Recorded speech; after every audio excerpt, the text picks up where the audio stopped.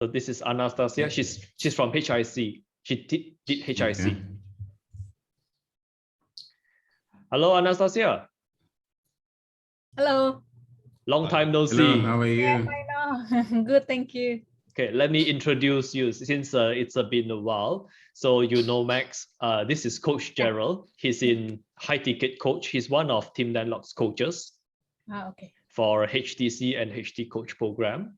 Anastasia was with us during the previous season of accountability session. So she used to do the niche is real estate. Okay, but I'll let her introduce herself. Yeah. Hi, I'm Anastasia, and actually you can don't call me D, just D. it's shorter. And then yes, I was joined Dunlop. I forgot. I think it's in 2019, right? Yeah. And then after that, then I met Jay, and that's it. Then after I finished the Dunlop, and I was doing the freelancer until now. I'm doing the freelancer. Right. So how we met is actually in Copy Academy. There was one okay. session where Copy in, Academy invited people from HIC over. Right. Yes. So that was the first time I interact, because previously the two communities, they did not, there was no event. So there was one live session for Copy Academy where it's a bit special. They invited students from HIC. So it was like a joint session. Yes. So after that, you invite me to join your sessions. Yeah. So that is that. And hi, Ricky, good morning. Good morning, Jay, and Gerald, and Max, and Anastasia's with us again. I forgot. Yeah, it's been a few months. We understand it's been a few months, you know. Yeah. Welcome, both of you. Anastasia, wow. So Anastasia, these sessions will be a bit. J. Sorry? Yeah, I saw 2G. Yeah, I saw yes, 2G. Yes. So these sessions will be a bit different from what we did last year. This is, we turn it from accountability, we turn it to Q&A, because I think it's more, it's better because now we have co-share, and most of the questions are around how to get clients, how to handle objection from clients. So we are focusing more on that. We do not cover how to do the copywriting. We have HIC for that. We have Copy Academy for that. There are programs for that. So here is mostly on how to close, how to do prospecting, how to have a good conversation. So the client, the prospect knows that we know our stuff. Okay, so Max actually gave me a question just now. Then I'll probably find a way to gather all the questions before we start. But since this is the first time you join us after the long break, we will give you a priority for you to ask questions. Any client-related questions in your freelancing business, like how can I charge higher prices? How can I handle this objection? Or anything related to clients, just ask us.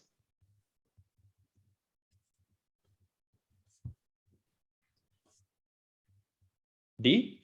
You have client related? Yeah. Yeah, I thought you were asking you were asking him. No. Yes. Yeah, we're asking you, D. Oh, that's why I was so waiting. Like, why there's no sound? Okay. So for me, I'm just like quite few prospects actually. They're well, we've got interviews and conversations already, but then they're just like a lot of them like ghosting me, you know, like they ask a lot of them also like asking what should I do if you know, I've got this products, and what should I do with that? And I'm like advising them you should do this email marketing and this and that. And but the thing is like quite a lot of them they don't have the good landing page. So I was a bit skeptic, like even though I do the email marketing, but if it's end up in the very bad landing page and then there's no good CTA, you know, like there's like basically shit, you know, so I can't you know, I mean, whatever good copies I will I'll make, then it won't work anyway, you know. So that's why sometimes I was suggesting you should have, you know, like better landing page, and then if you want, then I can like offer you my service as well. It's kind of like an upsells, but then they're okay with that, you know, like we have a really good conversation, but after that, then it just disappeared. I see. So let me see if I understand your situation. So they ask you for your opinion on, I have this product, I have this product. Yeah. I need some emails to sell it, or do they do they know they need emails in the first place? They just need emails, you know, like so they came to you for emails. Yeah, just for emails, and they just only ask one email. How much for one email? I cannot give. I see. Price right away, Okay. right? So they have a product, let's say this gun. Yeah. Then they come to you. They want some emails to sell this product. Yeah. But you take a look at their landing page. It's like, hey, we probably need emails and landing page at the same time. So you give them your consultation. You give them the advice. Yeah. In fact, the systems, you know, that the flows, it's just ugly. You know what I mean? Like, you know, like let's say they're doing the selling gun for the first time, so they don't have customers. Basically they ask cold emails from me. Right. to like, I just want you to make cold emails because I have the list of clients yet. And he said, I don't have. I said, then you have to have one. So yeah, but I can like get it from whatever, you know. But then I'm also like afraid that it goes to the spam, you know, like that kind of things. So I was thinking like probably you need to have like, you know, like FB ads first. Then after that you can send emails after they go to your landing page, something like that. So they're thinking like my ideas, but then after that they just disappeared. All right. So this is what I understand. They have their product. They come to you for service A. Let's say it's emails, but you realize, but you realize they, besides product A, they need other stuff. They need landing page. They need a few other things as well. They don't. They just ask me for email. Okay. So let's phrase the question as, how can we sell close customers, prospects on actually the things that they need, not the things that they come to us for? Is that a good question? Yeah. Yeah. All right. So this question probably will benefit everybody. So Coach Gerald, let's say the prospect comes to us like, I want to buy this thing. How do we handle that? Very, very good question. Thank you, Dee, for bringing that. This is a very, very common occurrence, whether you are going to close or whether it's a copywriting situation. Most times prospects will have something on the immediate pain they have, they would want to close you for that. Now, there are two ways to do that. If you build a very good relationship with them, because there's what they want and what they need. So you as a copywriter or as a closer, you need to understand clearly. So when you look at the work they want to give you, then you need to have clarity. Okay, what, like how you explained, they need A, B, C, D. So 1, 2, 3, 4, and then they want 1, or maybe 1 and 2. So your success in helping them overall will be dependent on how you're able to make them see the whole picture. All right. So you need to be able to tell them, okay, from my experience, my understanding is you need 1, 2, 3, 4 for this campaign to be successful. Now, what is your budget? What do you really like? What are you looking forward to achieving? So once they understand the whole picture and they get a buy-in, then it would be easy. Maybe you say, okay, instead of spending this money on landing on email, which is what you want, maybe we can shift this email to do Facebook ad, or we can shift this to do a landing page. What in your vision would be the best sequence of events, right? Or to adjust the funnel, whatever way you deem fit. So in principle, There's what the client wants and what they need. So you need to make them understand that very clearly, and you negotiate with them the various steps so that they can move resources. So that way, one, if you close them well, they will trust you more. Two, you get more jobs done for you either by yourself, or then you can help you can close other colleagues to do the job for you as well, if you're not comfortable with one or two other things. That would be my take. Jay, what do you think? Okay, before answering, I need to know what is the client, the prospect quality. Are they new to business? Have they been in business for a long time? New to business. New to business. Yes. Okay, that is the first thing that I will see. Then I'm like, just don't waste my time, take gun and shoot them, ask them to get out. Okay, yeah. Now on a serious note, why I say that is because it's harder to help total new business. Yeah. So usually I don't encourage anyone copywriters to take on customers like that. The only exception is you want cash immediately.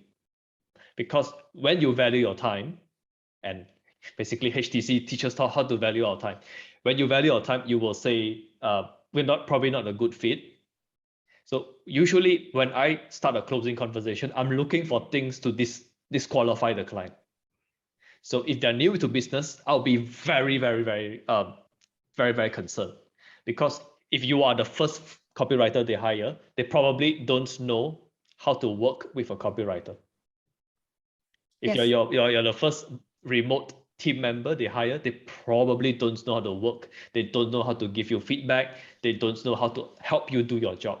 So usually I'll say no. The only exception is when we are new, we desperately need money, and if the job pays okay, I'll take it. But nowadays, these are the case I'll usually try to turn down.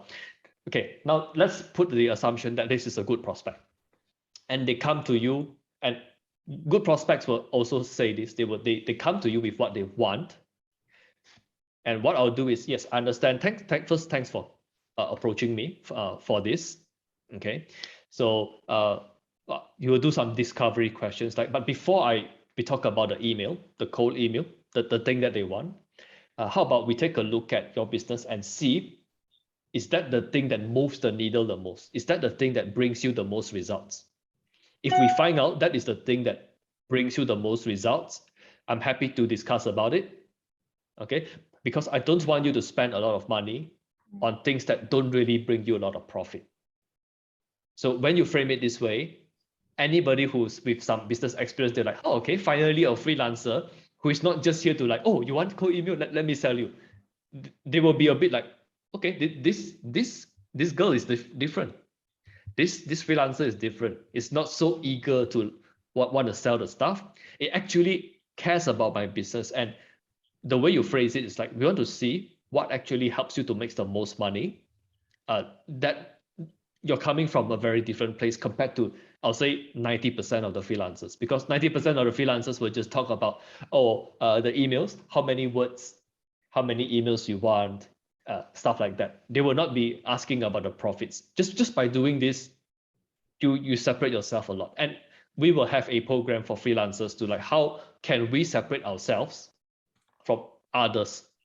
So before you even hop on a Zoom call with the prospect, they already see you differently.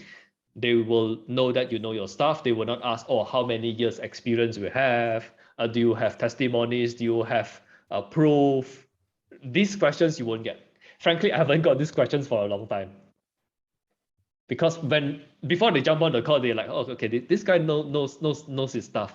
So are we a good fit? That's the question they're looking for.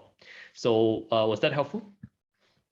Yes, sometimes they actually know that for example, they're wrong and the landing page, let's say, is not really catchy. For me, I'm just afraid that I'm not making, a good results if I'm doing just like that, just emails, whatever, as long as I got the money.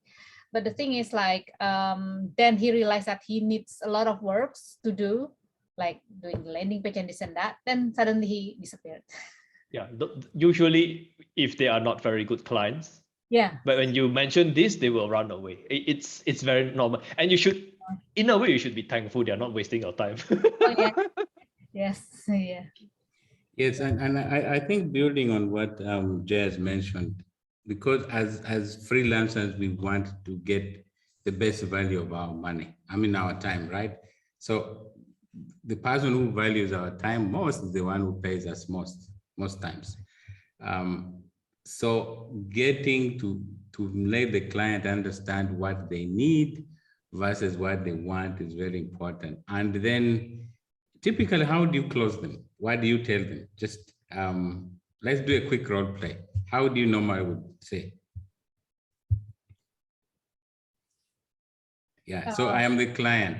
Okay. Yeah. Let's use this last client as an example. So like, how did you present the situation to him or to her?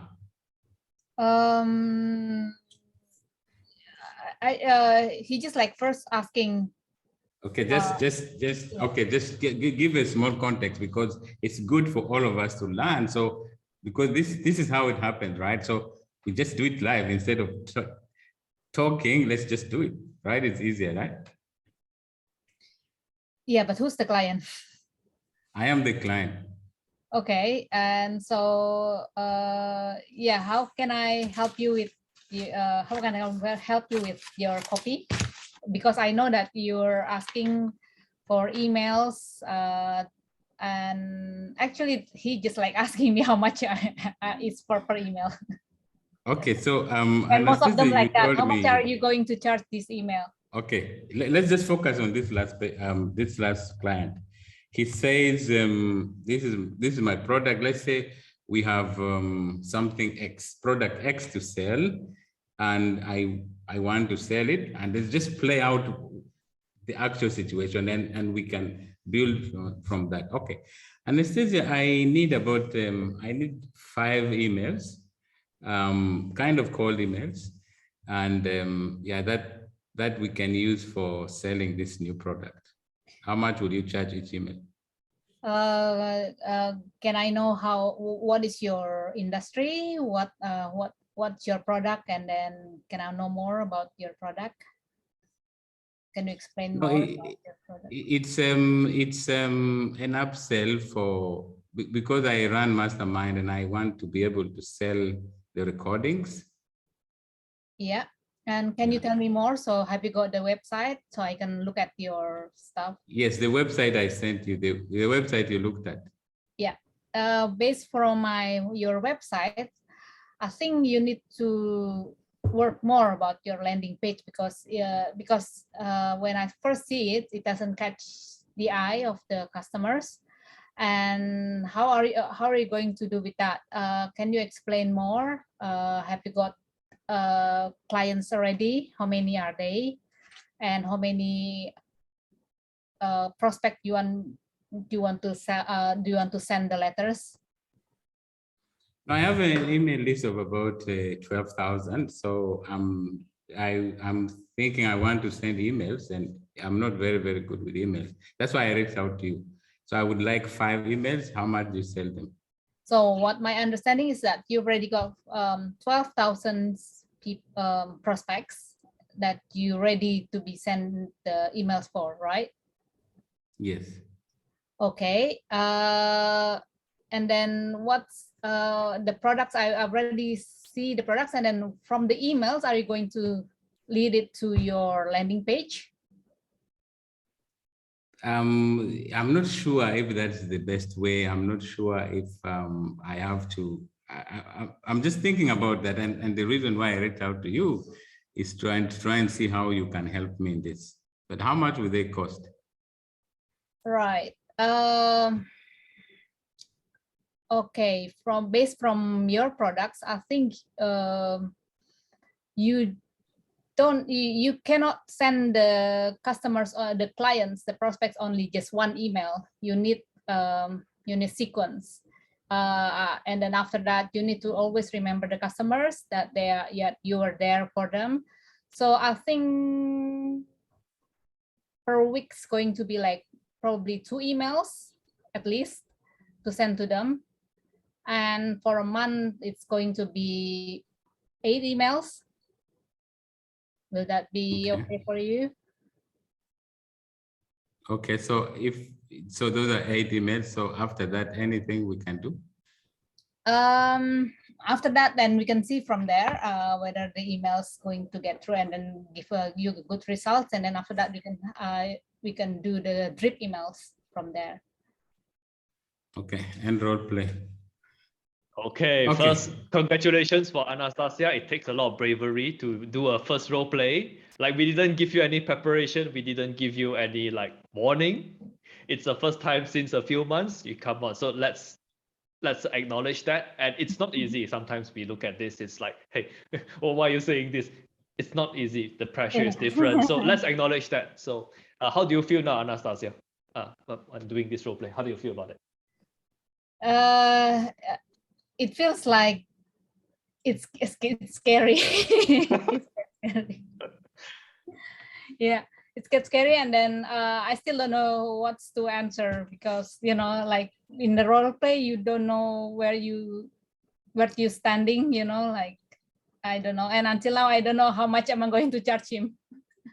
Understand. So before I address that, just now I saw Max raise your hand. So Max, you have something to add?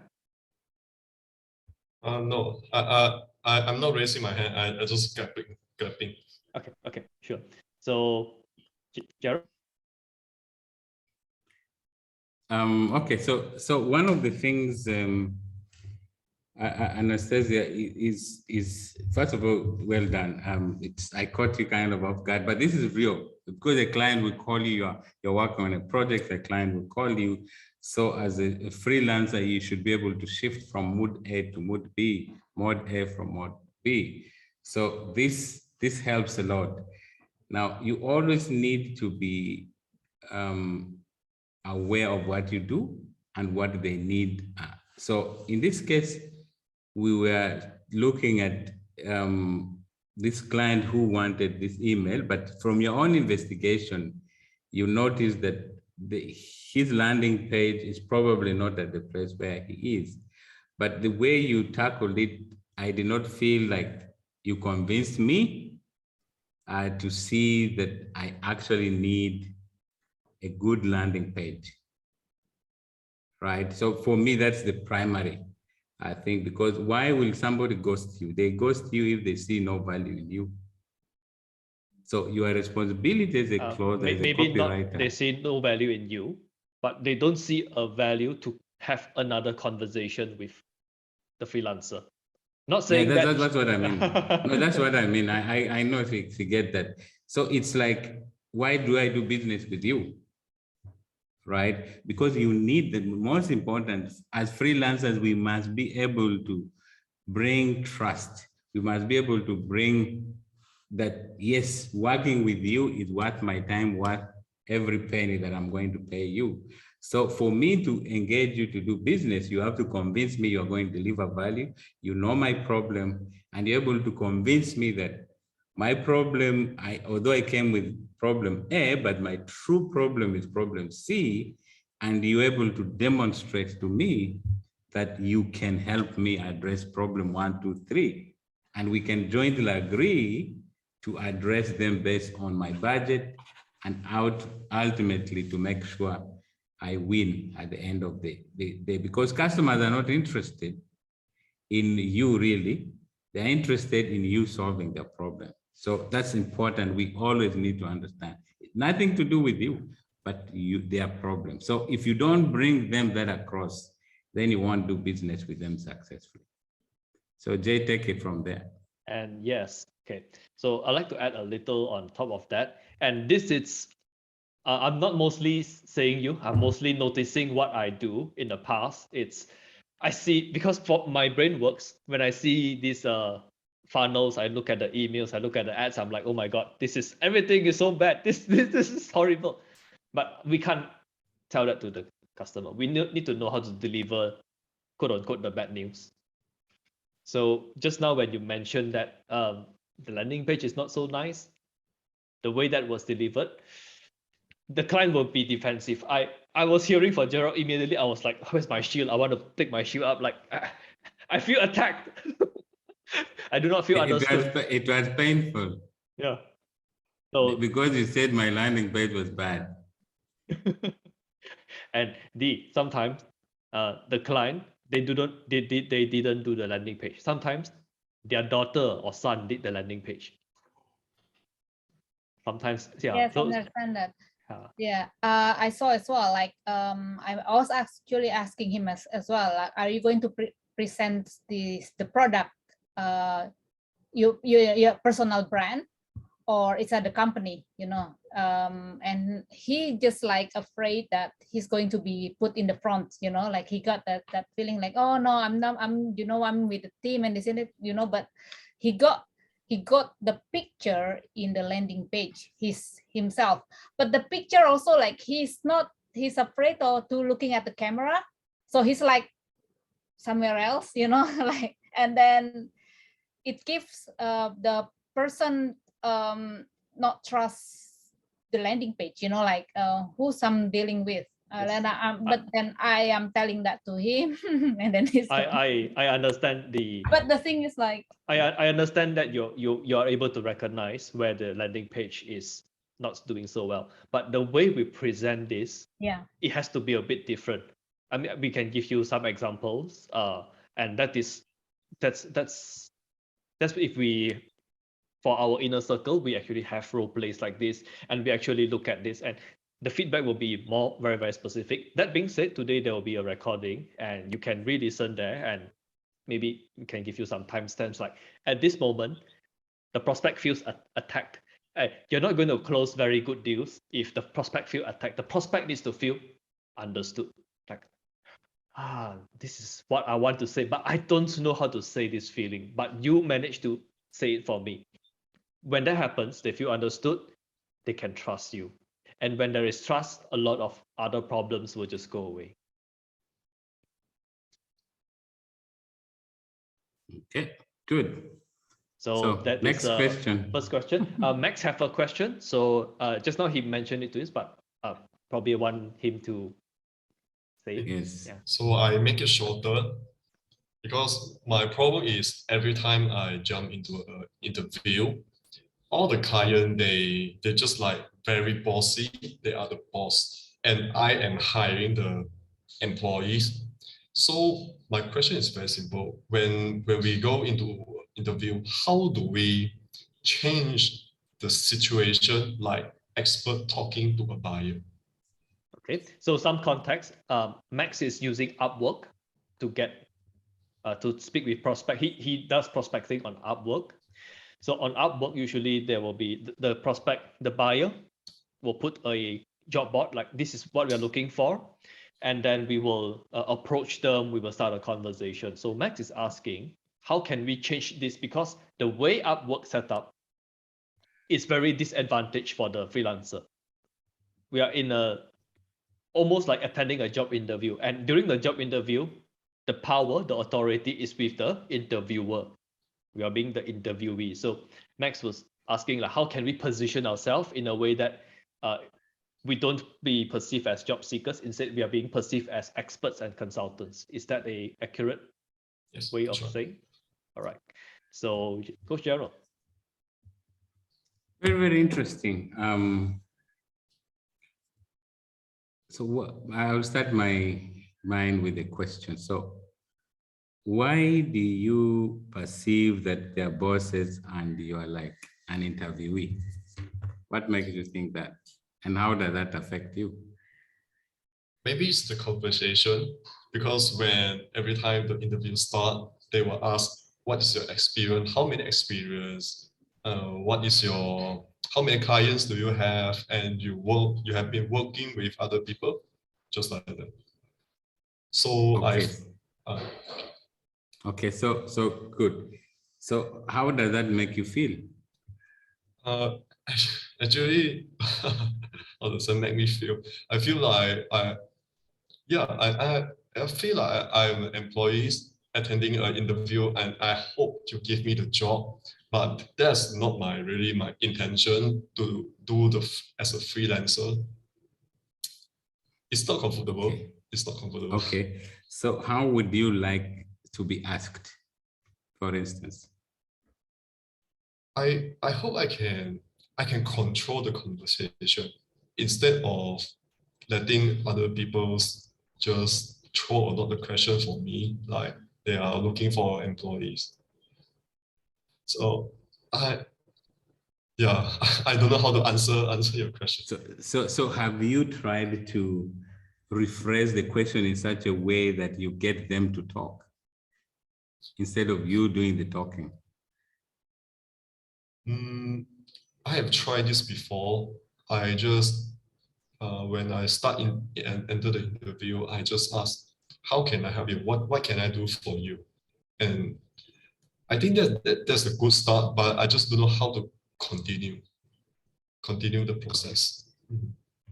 Okay, so I think what I would say upfront is it's not how the conversation begins, but it is how you turn the conversation, because this can start, they could be the one saying the first words, but the way you answer and the way you phrase the second or third question can turn it around so that you take the power, because I don't think there's anything written somewhere that you have to show up as an employee vis-a-vis that. So I want to imagine that the way you feel is in your head. I don't think necessarily that's how they perceive it, because where are they on Upwork? Because they don't know what you know, right? Essentially, they don't know. If they knew, they wouldn't show up. So you need to be able to be constantly aware that you are an expert and you are there to help those who you can help within your terms. And it's going to be a win-win situation for them and for you.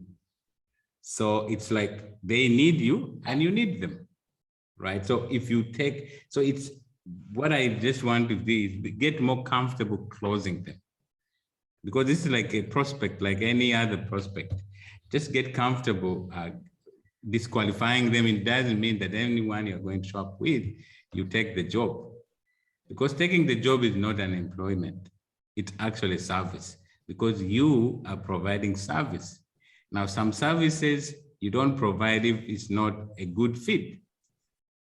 So you have the key to your to how you feel, how you take the conversation. So I would like to throw that back. So as a way forward, get more comfortable closing clients, doing role play, do more role play. You'll get comfortable. How they show up, you put it. If they're tough, then you raise your bar. If they're down, you calm down. So it's really role playing. That would be the answer, and you get more comfortable. Jay, what do you think? Okay, that's actually a very interesting, like, you're almost playing games with your mind, like, hey, they're here to interview me. So I'm not sure if they said something that made you feel that way, or is this you are our lower self is sabotaging us. Okay, I can understand where you're coming from, because when I started my freelancing, I also have that mindset. So what helped me was I tell myself, I don't have to take the job. Okay, in fact, they need me more than I need them. Why? Because you want to almost imagine this. Let's say you have let's just imagine this is a pill that can cure cancer. Let's just imagine, okay? You have this pill that can cure cancer. Now, who needs who more? The prospect need you more, or you need them more? You have the solution. Yes, the prospect need you more. So you want to come from that position, like, hey, I'm here to see if we are a good fit. Tell me your problem, tell me your needs. You also want to say, like, why did you reach out? There are so many people who submit the proposal. Why are we talking? Let them defend you. Like, why did you choose me? Is it because of my picture, or is it because something I said? Okay. Because Upwork, there are 10, maybe 20 people who submit the proposal. If they are talking with you, you want to know why. And we don't want to guess. We don't want to guess why. Let them tell you. So from there, you get a lot of control from the conversation. Well, actually, I failed a lot of interview and closing small gig, because I'm not really have the technique like this. Yeah, the mindset plus the time plus the technique. And this is just a sharing.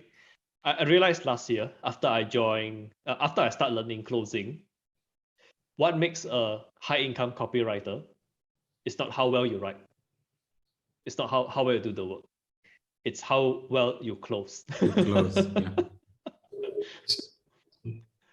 That's where how well you close. I started to see it that way, and I started to believe it that way once Kevin was closing big gigs. You know, Kevin, he closed webinar funnels. Back then, he closed $3,000, $4,000 per funnel. So I realized actually it's not the way how you do, it's how you close. Okay, so the good news is, yeah, okay, go ahead. the good news is we will have a program for inner circles, inner students, where we will have role plays. We will talk about how to close, how to do the prospecting. So you have a lot of practice. So when you approach your prospect, you know this. You've been through this many times already. You know what to do.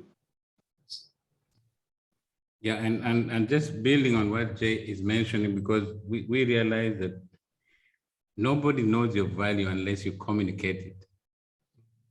Because there are hundreds of good copywriters who can write beautiful landing pages, email sequence, whatever, but they cannot bring their value because the value is hidden, right? It's in your heart, it's in your hands.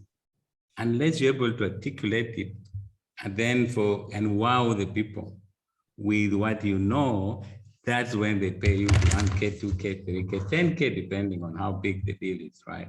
So this is very, very important. So one of your responsibilities is to learn how to close and get comfortable with negotiation. So closing, negotiation, and prospecting, those are very, very important skills to be able to bring your value across, because you can do the actual copywriting. But how can you close? How can you write when you don't have the deal in your hands, right? So that's where it becomes complicated. And that's why many copywriters then end up being desperate and just look for small gigs to survive, right? So then they get into that panic mode, which is not a good place to be. Yeah. Yeah, that is exactly where I was in 2016, 17, 18, even 2019. All right, just to be very transparent, even 2020 I was doing a bunch of small gigs, but at least it's retainers. I was charging 500 to 800 retainers, and I have 4 or 5 clients depending on what time was it in 2020, sorry. So the closing part, okay, just to hammer home the importance and the value of closing. How long will you spend writing a email or landing page? How many hours? Do you mean one email? Yeah, what? Let's say 5 emails, 1 week sequence and email sequence. The emails, I think it will take me about 10 hours for 5 emails. Okay, 10 hours. So let's say, what price? Just give me a number, any number. Right now, 1,000, maybe 1,000. Okay, 1,000. So by being able to close for your higher price, let's say 1,050, you earn 50% more by spending this maybe extra 5 minutes, or sometimes same amount of time closing. So can you see why closing is important? And as a bonus, when you are able to close, you get to work with better clients. You get to work with better clients, and better clients, they appreciate your work. They ask less, quote unquote, we call them stupid questions.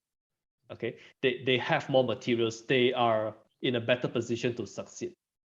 So your portfolio also looks better because you help bigger companies, bigger organizations. So that's the importance of closing.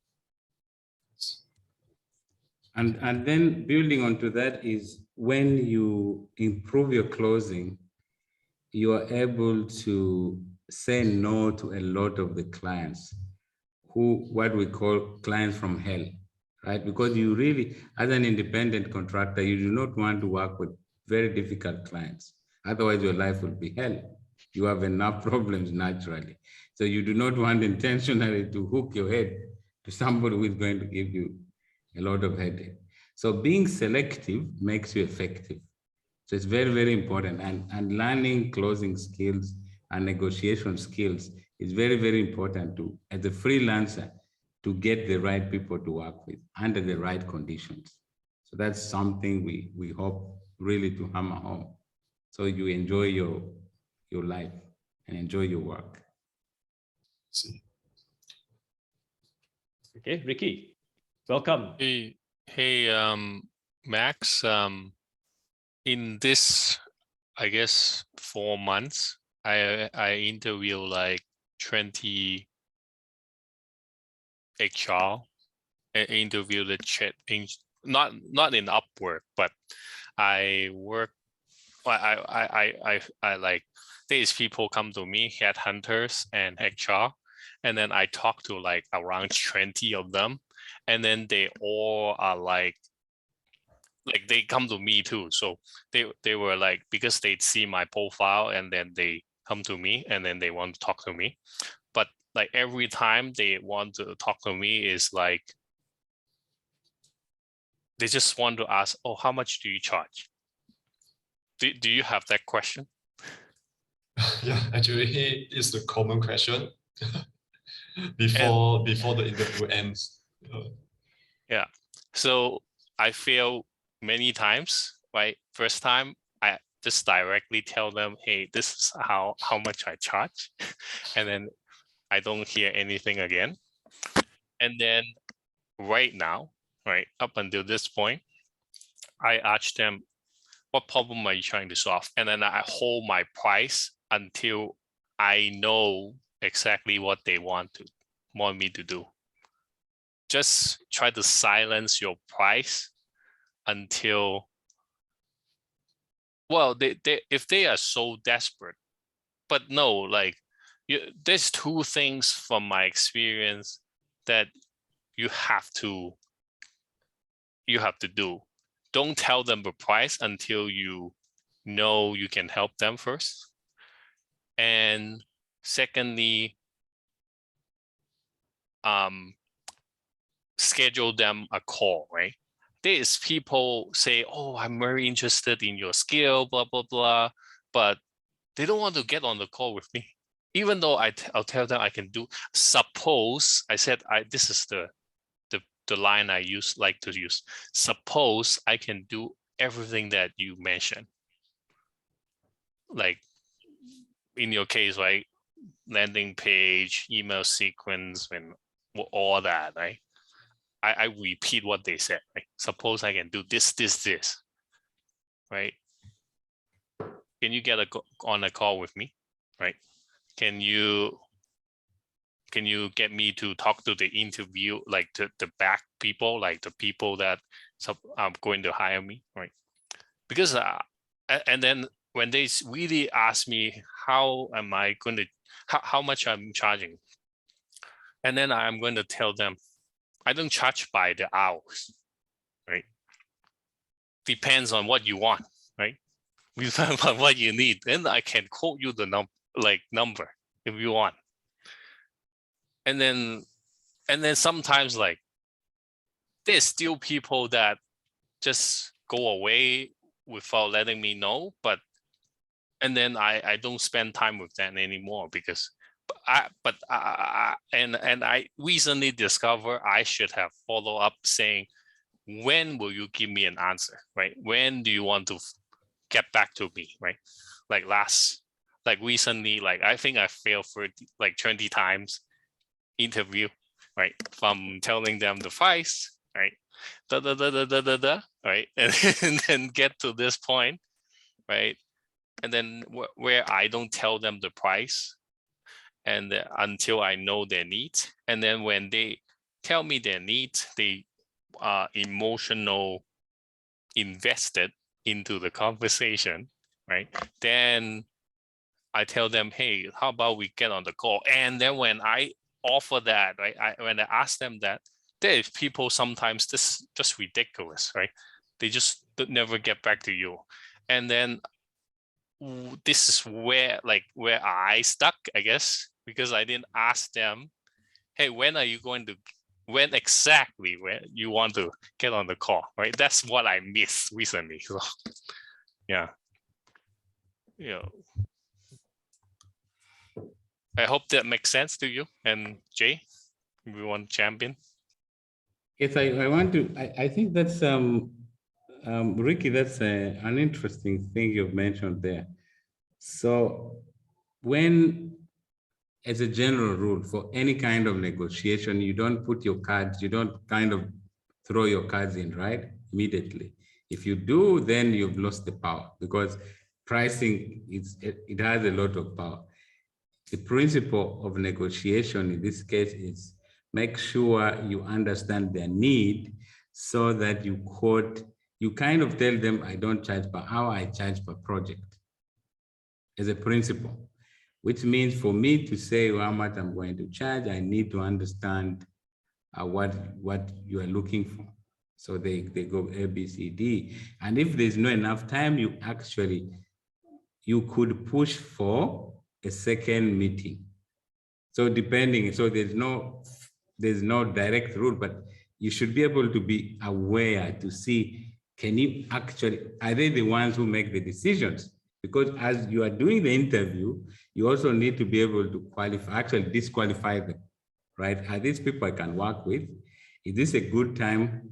Or I refer them to a follow-up call where we agree, whatever. So that's very important. So preferably, don't tell them the price on the first go, but assure them you have in the past worked on several projects successfully. You charge by project. If they are keen on working with you, when would be the best time to talk? All right, so let them fix an appointment. So that gives you more power.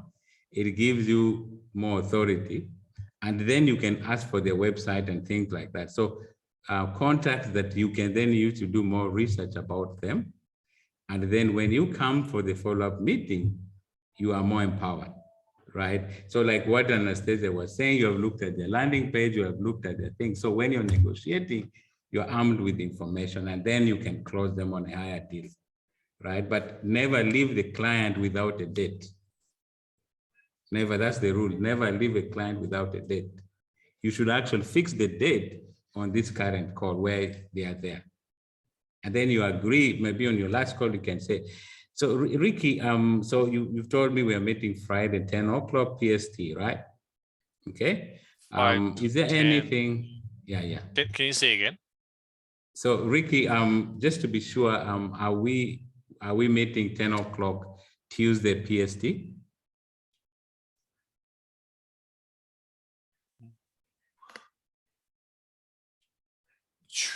Tuesday? What? Like he's doing a role play with you. I'm doing a quick role play because I like to. No, yes, okay. I like to, because role play is a good example. It fixes, it burns ideas in the mind. Yeah. No, Right. I couldn't react when I have to look at my you calendar. Went them, right? You went exactly. So let's say, okay, yes, okay. Is there any so is there anything that would make you like change your mind or something?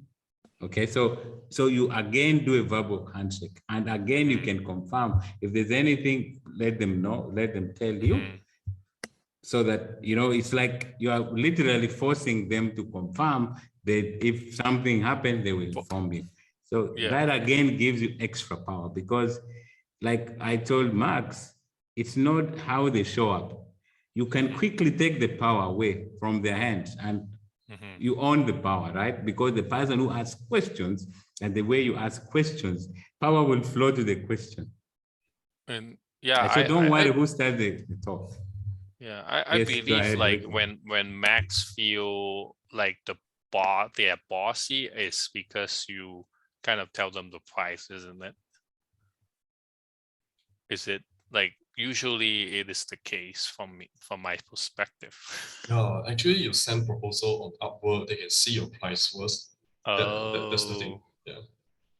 Okay. So how can we? I guess to Jay and Gerald, how can they be more different then? Like not submit the proposal without the price. No, this is where I lean on your information, because I don't use Upwork.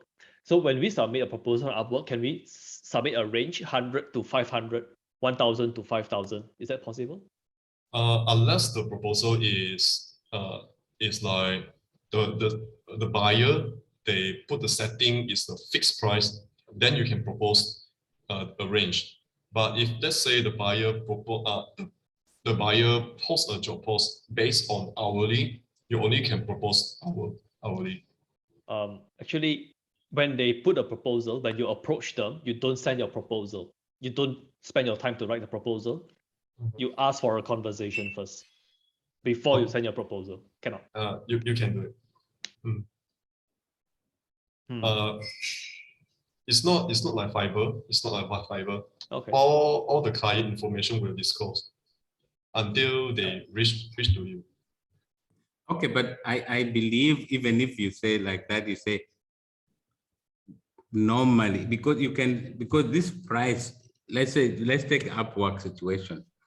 It's just a situation because you quoted this.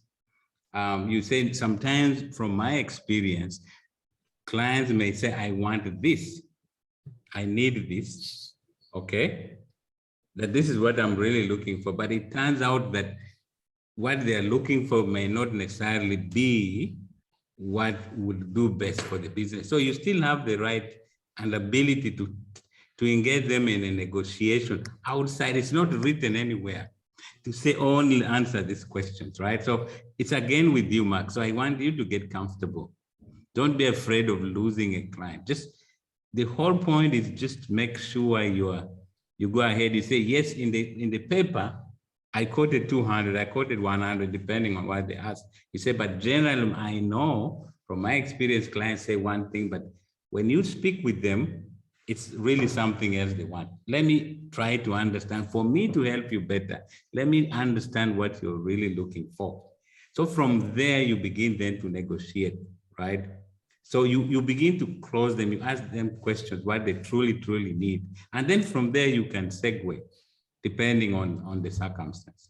But don't lose this opportunity to investigate them, to find their pain point. Because if there's pain, from one email, you could end up doing a landing page.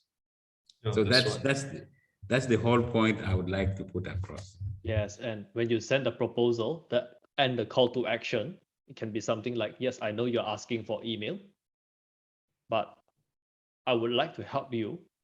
I would like to do something that helps your company makes the most profit, makes the most impact in your company. So what I suggest is we get on an interview, we get on a discussion. Probably don't use the word interview. We get on the discussion so I can understand what is the best way for me to help your situation.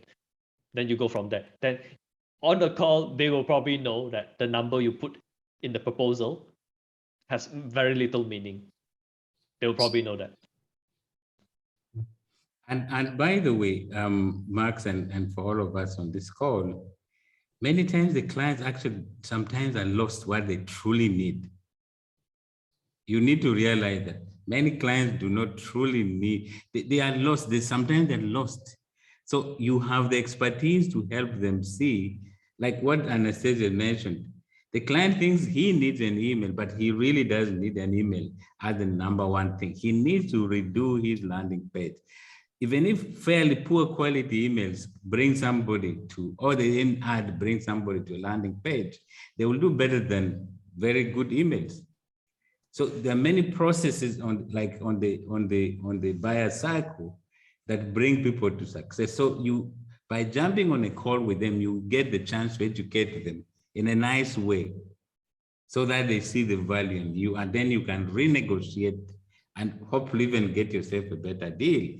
1, 2, 3 deals along the way. So come from that mindset of you're here to help them. You are not here to make money. So those are two different mindsets.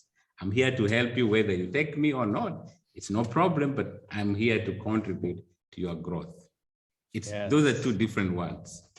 I like Coach Gerald, the way you say that we have to go to with the intention, like, I'm here to help you get more results. It can be to improve your conversion rate for the email. It can be the landing page. Most, if not all of the prospect don't know what they want. They can describe the symptom, or sometimes they will just say, I want this. Then when you ask them, why do you want the email?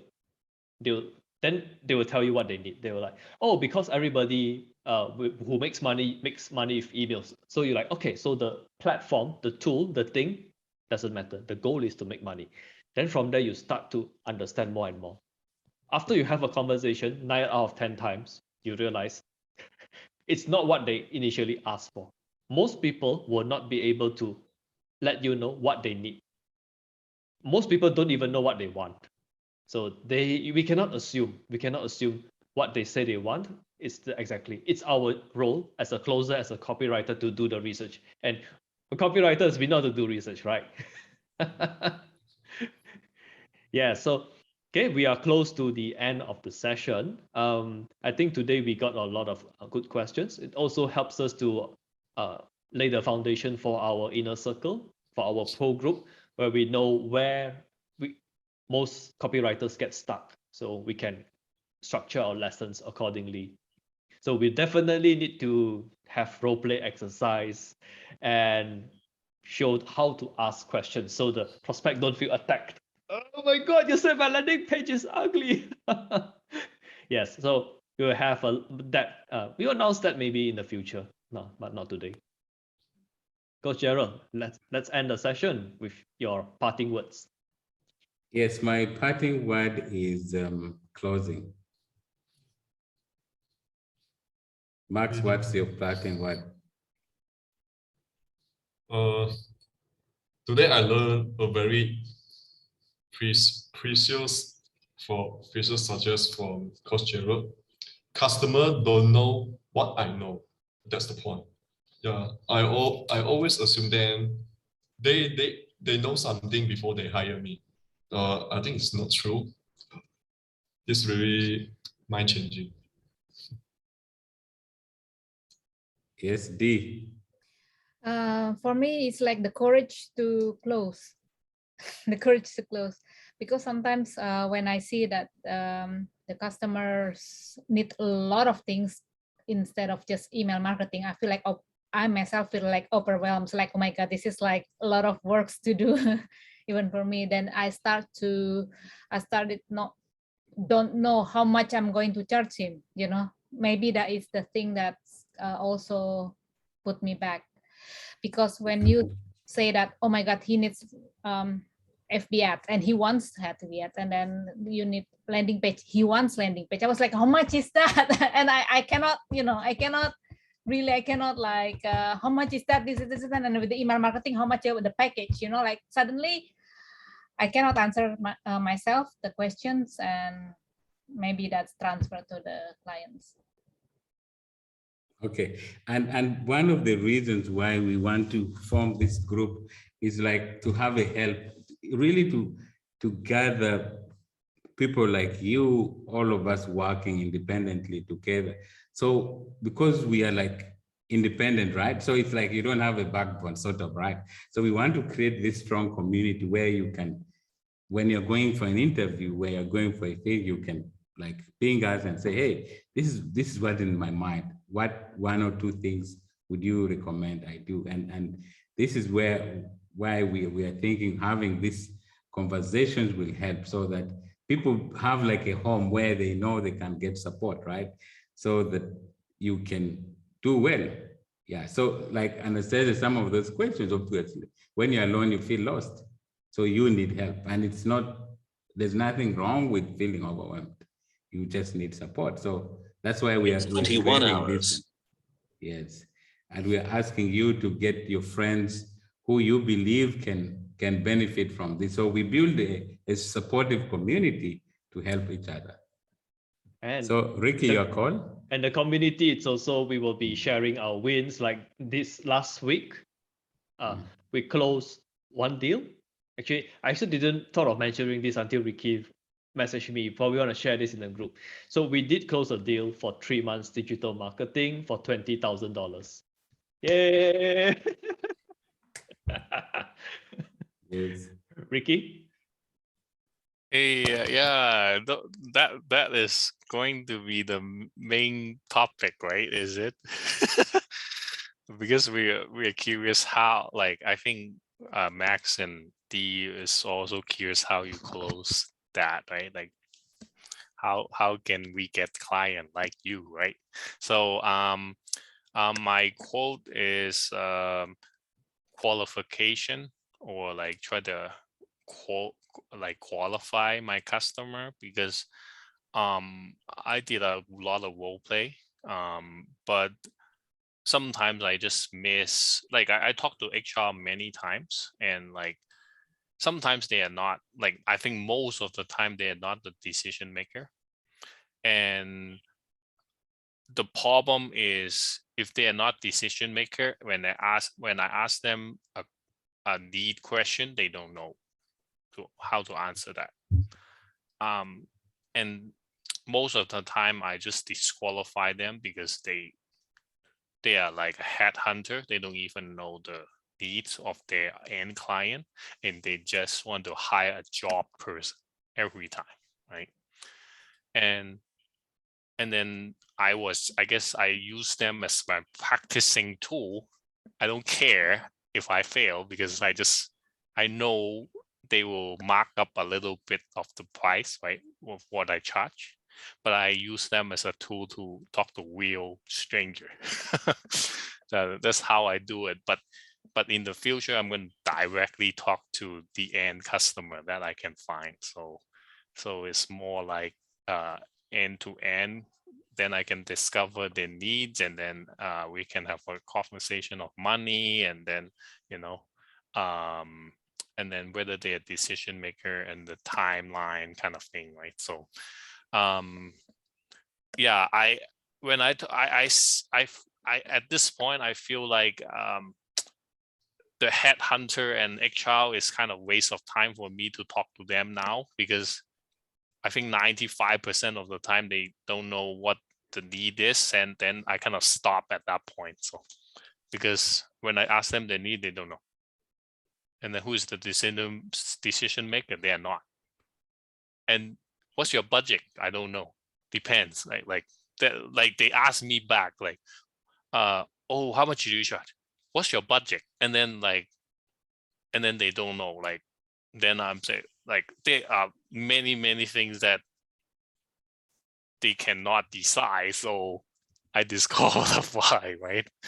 And then I just use that as opportunity to promote my company to those HR, so that they are aware I'm my assistant. That's all. So that's my quote. Is it quote? Yeah, you say quote, right? Yes, so Jay, your call. All right, so I guess that's all for this. So next week we'll have the same session again, same time. Although next week we actually have CIB, so I'm not sure about the schedule. But I'll keep everybody posted in the message. All right. So thanks for coming, and we'll see each other in the next session. Bye-bye. All right. Bye. And maybe just before we go off, please invite your friends as well, people you believe can benefit from these sessions as well. All right.